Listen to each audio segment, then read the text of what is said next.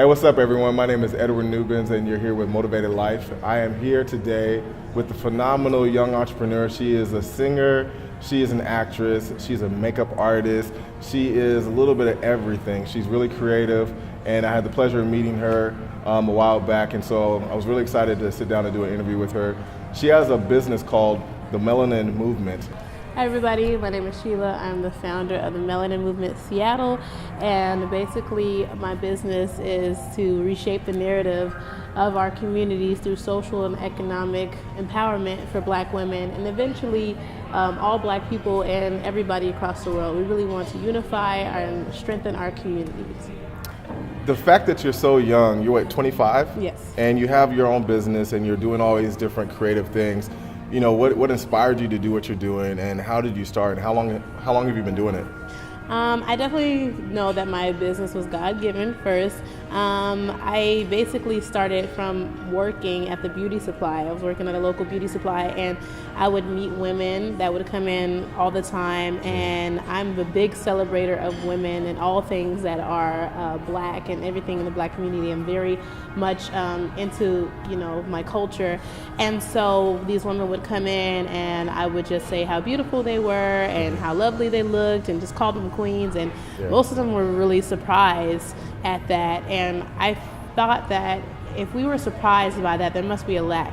There must be a lack either in our community or within ourselves, that we wouldn't be able to accept when somebody's giving us a compliment, especially us as Black people. I notice that we do that a lot sometimes. Someone gives us a compliment and we always negate it, and it's okay to accept it, especially when it's coming from a positive place. So and even before the beauty supply, I've always just been very much into uplifting and supporting my fellow sisters and brothers, and anybody that I come across. I believe that there's power in words, and so if we encourage one another, that could help somebody in their day, that could help somebody in their life. That could be, you could say something that a person really needs to hear. So with that, I thought that there was a need in our community, I saw that there was a need in the community, and I decided that it takes one person to decide to change it. Right. And so I was like, I've been singing long enough, I've been modeling long enough, I know some people, I have a few connections. Why not try to put together an event to celebrate Black women, to celebrate Black culture, to encourage and empower each other and support and uplift one another? And so I woke up one day and I was like, you know what? I'll just throw an event. It was a free event. Women came out from everywhere, all over Seattle. They came to support. We had giveaways, we had prizes, and at the end, everybody felt so empowered. We poured into one another, we loved on one another, we supported, and that's what it's all about. And now we can go out and spread that love to everyone. So that's really nice. So are you a Seattle native? No. Okay, so where are you from? Where do you originate from? I am originally from Chicago, Illinois. Okay. I grew up on the South Side, so a lot of what I do, I believe, stems from where I come from. Coming from a place where it's predominantly Black, on the South Side, and all you see is Black people, and then going through a culture shock, to the so Northwest. to speak, right? Where you get around, and then now I realize I'm Black. It's like, oh, you're Black. Oh, I am, like you didn't know. Right. And everything that was culturally and socially acceptable there was just kind of taboo and kind of different here. Okay. And so I'm just like, well, why not? I'm proud of who I am, but not everybody feels like that. We've all come from different situations, different backgrounds, but there's nothing wrong, again, with supporting and encouraging one another. I believe we're all put here on this earth not to just live and die, but to really touch someone. What is your purpose? What are you living for? And so I just thank God for allowing me to see that at a young age and saying, you know what? Me just being myself and being authentic is really helping someone and encouraging someone. True. Yeah. And so once I did that, I was like, you know what, this is just who I am, and accept it. And again, I just wanted to spread that love and that positivity amongst us, especially in our Seattle community.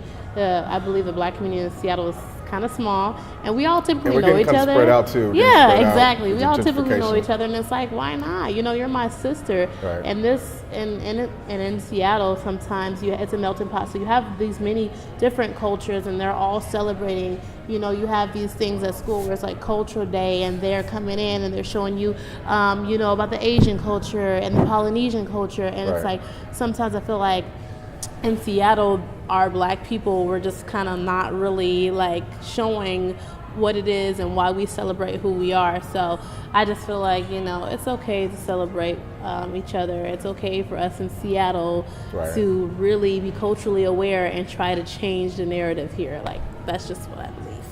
No, I like that a lot too, because for all you don't know, we were actually at an event, like a game night, and so that's actually where we're talking about some things, and one of your friends modeled with Seattle Fashion Week, and so when I was working with them, or continue working with them, had a chance to talk to her also. So it's refreshing for me to see a younger generation from myself that's positive, that's trying to grow and be diverse, because I try to do a lot of everything too. I'm really creative and put my hands into a lot of things, and so to see somebody, especially a black female in Seattle doing that, it's really encouraging, because sometimes, like you said, the narrative is that people are doing a certain thing, they're not into business, not into uplifting themselves, or you see on TV a lot of the shows are sisters fighting all the time. Exactly. And it's just kind of that stereotype that people start believing, and it actually affects how people see you and how they treat you, and then how we treat each other. So it's really cool that you have your project.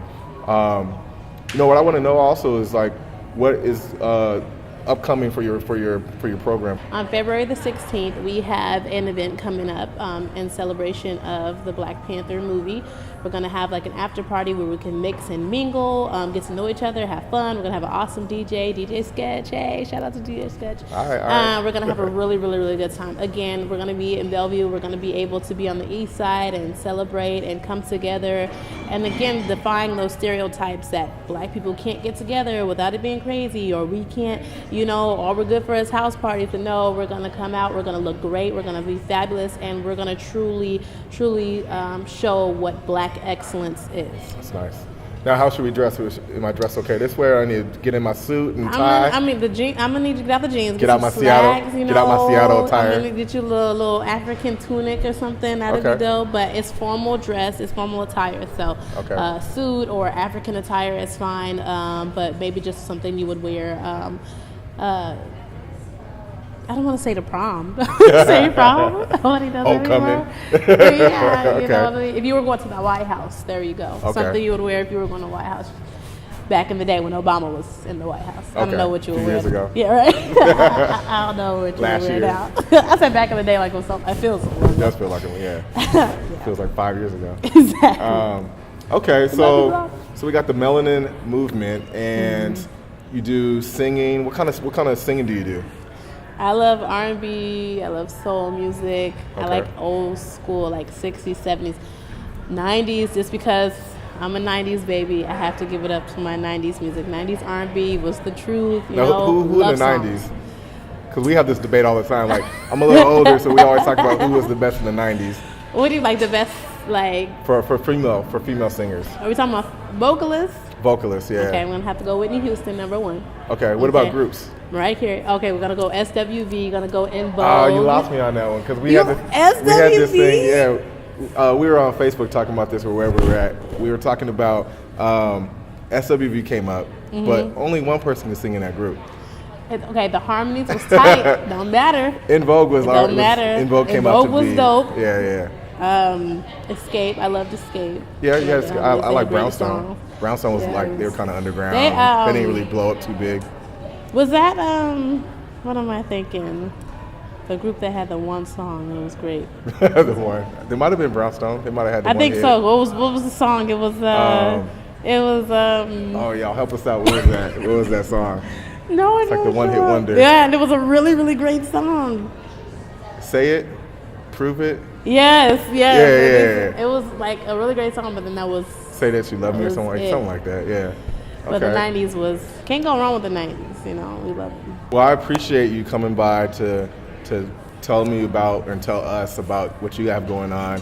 You're really inspiring, because the fact that you are so young doing what you're doing, and you seem to be really aware of who you are and the power that you have, I think that's really important, because a lot of times, even with my company, Motivated Life, it's like people don't understand they have a lot of power just by, telling their story. Right. And so hearing you talk about what you do inspires me too, when I'm looking at it from a standpoint of how do I continue to grow? How do I sharpen my skills? What other people could I get involved and just kind of help our community a little bit more. And I believe just because you're young, I believe youth is to take advantage of your youth. If you are aware, if you are able to stand up and promote change, why not? If you have the access to people, if you have the means to do it, I definitely believe it doesn't matter how old you are. If you have a dream, if you have a passion, you go after it. Yeah. Especially if you can help other people along the way. Sometimes I feel like millennials get a bad rap, or this generation, and it's like there are people that we're still traditional. Right. You know, yes, we're very modern, but we're still traditional. We're still very aware of where we come from, our background and our culture. We want to celebrate that.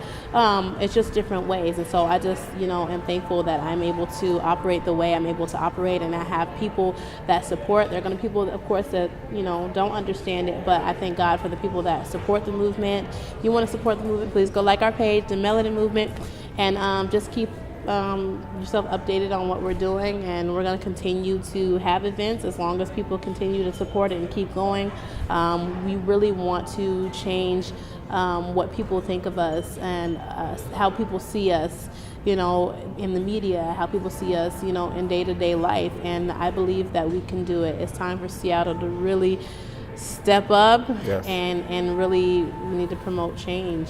Like, it's really overdue, and we have the power to do so. Very nice, very nice. So, Motivated Life, the Melanin Movement, and we're out. Bye. Good stuff. I like it. That was good. I liked it too.